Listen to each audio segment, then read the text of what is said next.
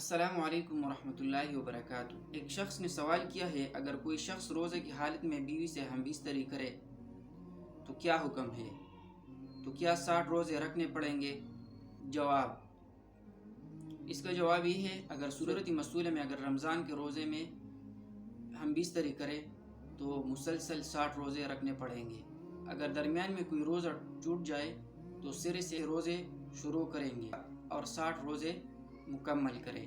اگر رمضان کے علاوہ کسی اور دن روزہ رکھے اور پھر ہم بستری کرے تو پھر صرف اس روزے کا قضا لازم ہے۔ مرد اور عورت دونوں کے لیے یہی حکم ہے، اگر دونوں شروع سے راضی تھے اور دونوں ہم بستری اپنے رضا سے کی ہے تو ایک روزہ قضا اور 60 دن کفارہ ہوگا، ٹوٹل 61 روزے ہوں گے۔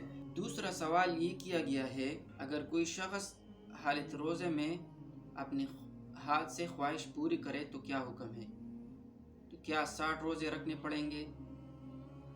تو اس کا جواب یہ ہے، روزے کے دوران ہاتھ سے خواہش پوری کرے اور انزال ہو جائے تو روزہ فاسد ہوگا۔ قضا ضروری ہے اسی دن کا قضا، لیکن کفارہ اس پر نہیں ہے، اور اگر انزال نہیں ہوا ہو تو روزہ بھی فاسد نہیں ہے۔